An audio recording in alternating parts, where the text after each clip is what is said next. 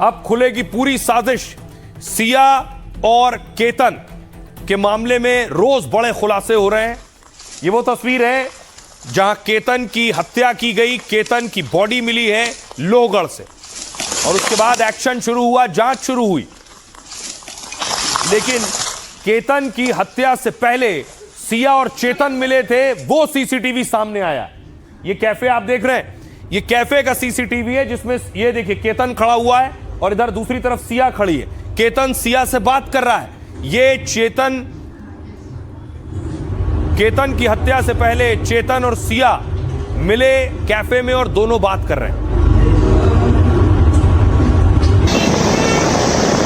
उसके बाद देखिए सीसीटीवी में नजर आ रहा है चेतन सिया, दावा किया गया कि हत्या की प्लानिंग कर रहे हैं कि केतन को कैसे मारना है।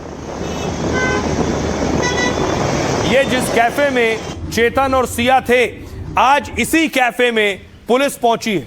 थर्ड वेव कैफे, यहीं पुलिस पहुंची है पूछताछ करने के लिए।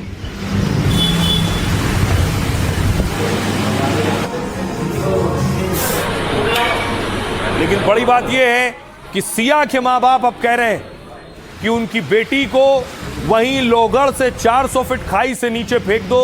जो मेरी बेटी ने केतन के साथ किया है वही मेरी बेटी के साथ हो अगर वो दोषी है।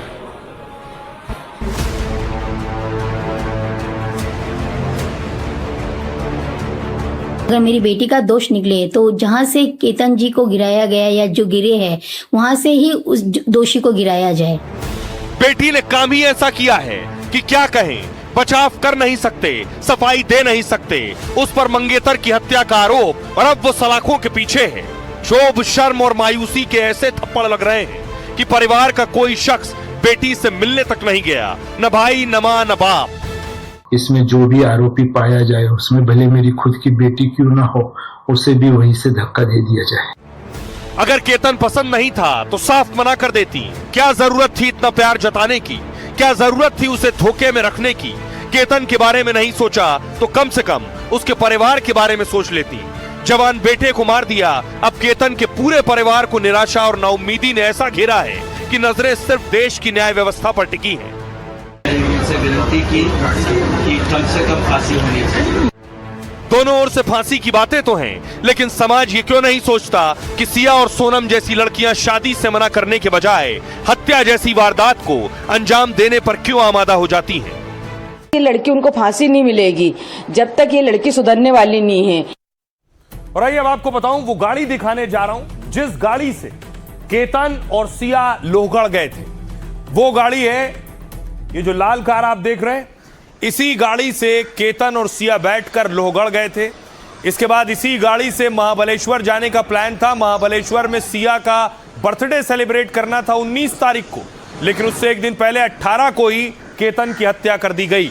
लेकिन अब बड़ी बात यह है, केतन की हत्या में सिया और चेतन दोनों शामिल थे। इस तस्वीर से भी तस्दीक हो रही है, लेकिन चेतन कह रहा है मुझे नहीं पता।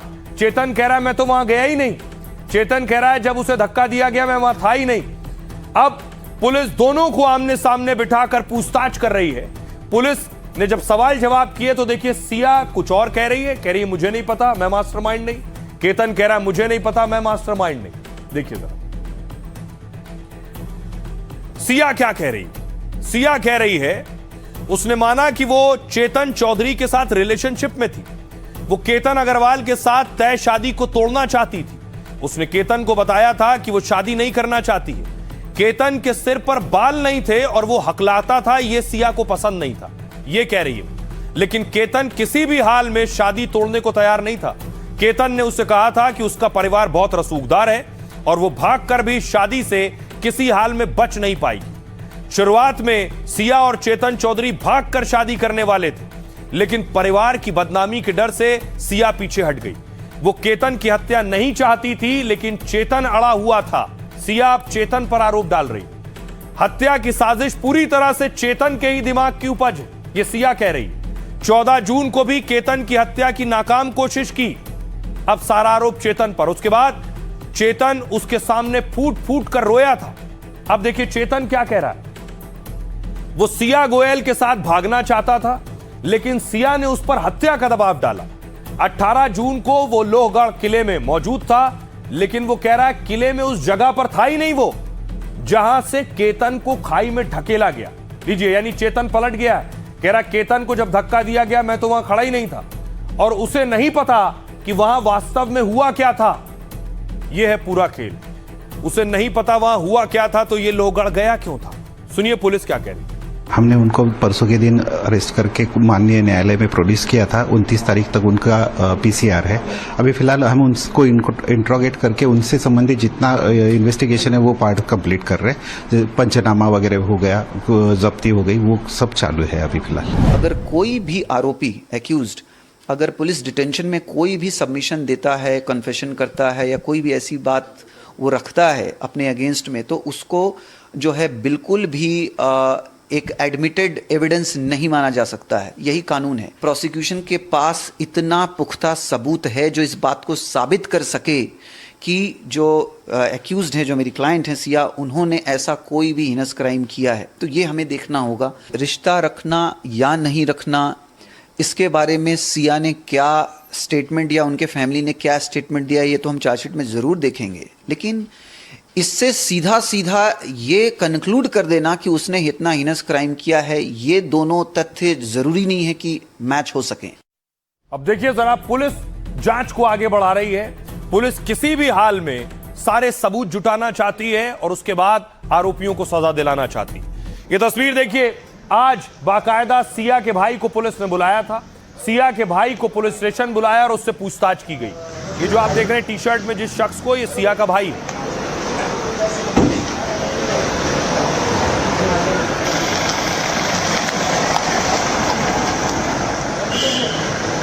इसके अलावा नीरज को बुलाया। नीरज जानते हैं कौन है? चेतन अपना मोबाइल दुकान पर रख गया था और अपने हेल्पर का मोबाइल ले गया था।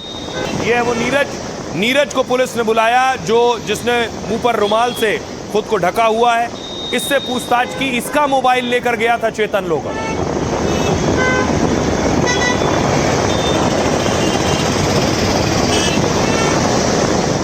और अब सवाल यह है कि सिया के मां बाप एक बात कह रहे हैं और केतन के मां बाप दूसरी बात कह रहे हैं। उनमें से एक कि सिया शराब पीती थी जो केतन के परिवार को पसंद नहीं था, और इस बीच सिया की वो तस्वीर भी सामने आई पार्टी के दौरान शराब पीते हुए।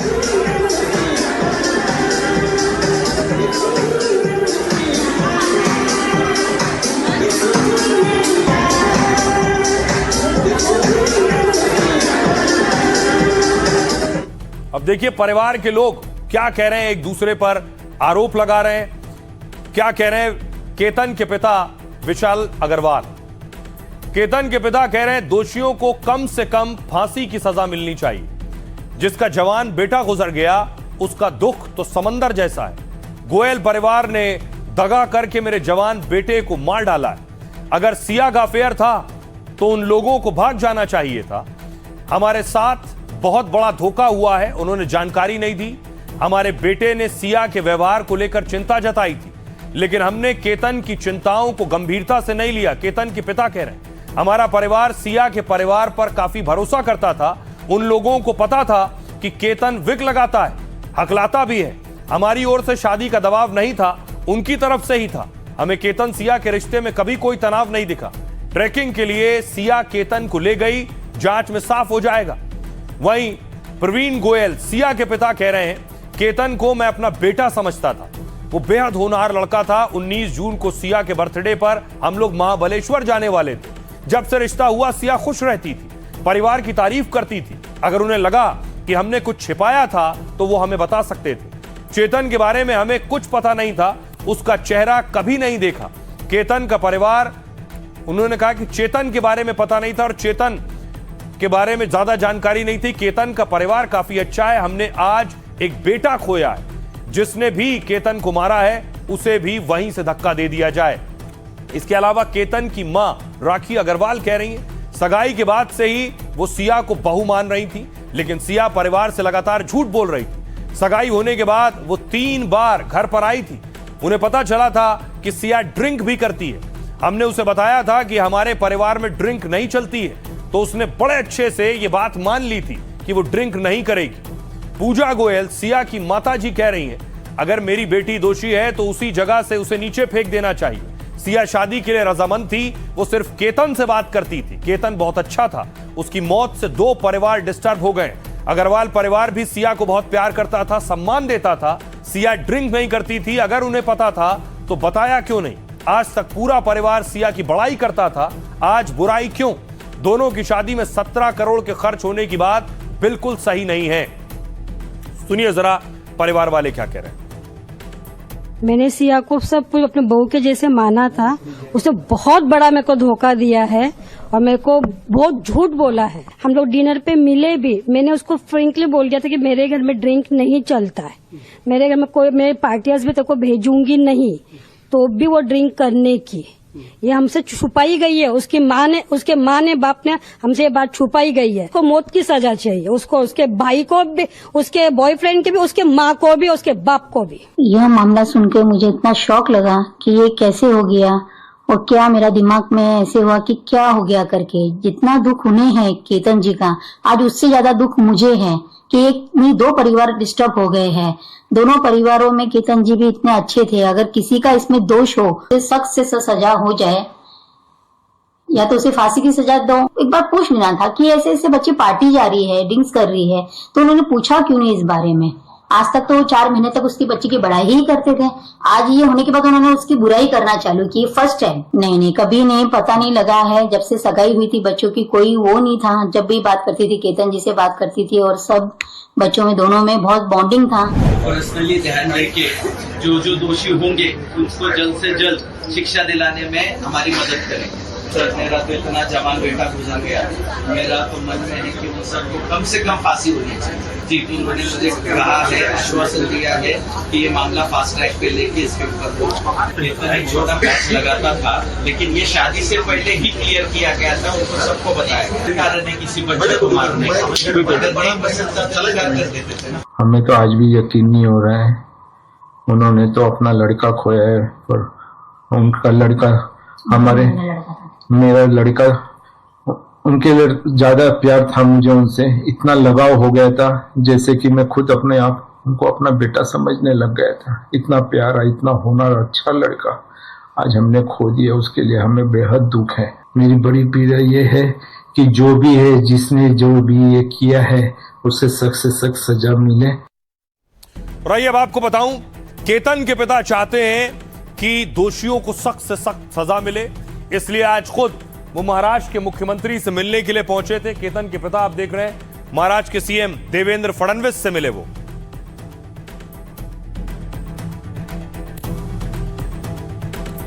और जानते हैं कि आखिर केतन की पैरवी कौन करने वाला है। उनकी पैरवी के लिए उज्जवल निकम, जिन्होंने कसाब को फांसी की सजा दिलवाई, उज्जवल निकम केतन का केस लड़ने वाले।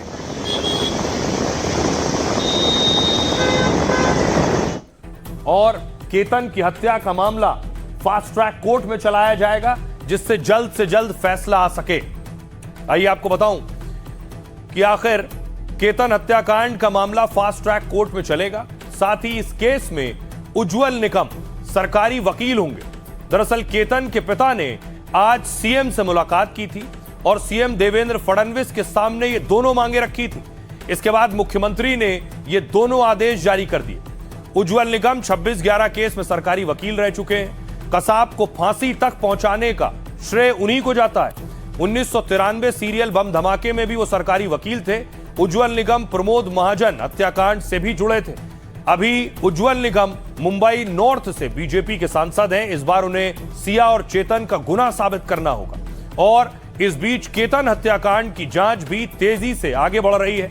पुलिस ने सिया के भाई साहिल गोयल से पूछताछ की है। साथ ही नीरज कुमार नाम के शख्स से भी पूछताछ हुई है। नीरज वही है जिसका फोन लेकर चेतन लोगड़ गया था।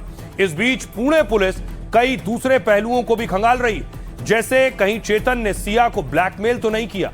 पुलिस सिया गोयल के बैंक अकाउंट की भी जांच कर रही है, ताकि यह पता चल सके कि कहीं चेतन को पैसे तो नहीं दिए गए। सुनिए जरा क्या कुछ कह रहे हैं देवेंद्र फडणवीस और वकील उज्जवल निकम। अतिशय धक्कादायक अशा प्रकारची घटना आहे, अनाकलनीय अशा प्रकारची घटना आहे। खरं म्हणजे कुठेतरी समाज म्हणून आपल्याला विचार करण्याची आवश्यकता आहे की शिकल्या सवरलेल्या चांगल्या घरच्या मुला मुलींमध्ये अशा प्रकारची दुर्बुद्धी आणि अशा प्रकारचं ची सूडबुद्धी ही नेमकी का तयार होते, त्याच्या पाठीमागची कारण काय आहेत? मला असं वाटतं की याला केवळ गुन्हेगारीचा अँगल नाही तर एक सामाजिक अँगल देखील आपल्याला त्याच्यामध्ये बघावा लागेल आणि समाजाची पण एक स्ट्रॉंग व्यवस्था उभी करावी लागेल की अशा पद्धतीची सूडबुद्धी या इतक्या तरुण वयातल्या मुलींमध्ये मुलांमध्ये तयार होऊ नये. पण एकूणच ही घटना अत्यंत धक्कादायक आहे. मुख्यमंत्री जी ने मुझे ये पूरा एक महाराष्ट्र को एक चैलेंज है और इसलिए उन्होंने भी मुझे दरखास्त की कि आप इस प्रकरण में स्पेशल पब्लिक प्रोसिक्यूटर की हैसियत से काम लें. मैंने एक चुनौती समझकर उनको हाँ कर दी क्योंकि हमारा कानून पे विश्वास ज्यादा है और इसलिए ये माननीय मुख्यमंत्री महोदय जी ने हमारी अपॉइंटमेंट के ऑर्डर इशू की है. अभी तक तो पुलिस इन्वेस्टिगेशन चालू है. चार्जशीट दर्ज होने के बाद ही हम बता सकते हैं कि इसमें क्या इन्वेस्टिगेशन स्टेज है.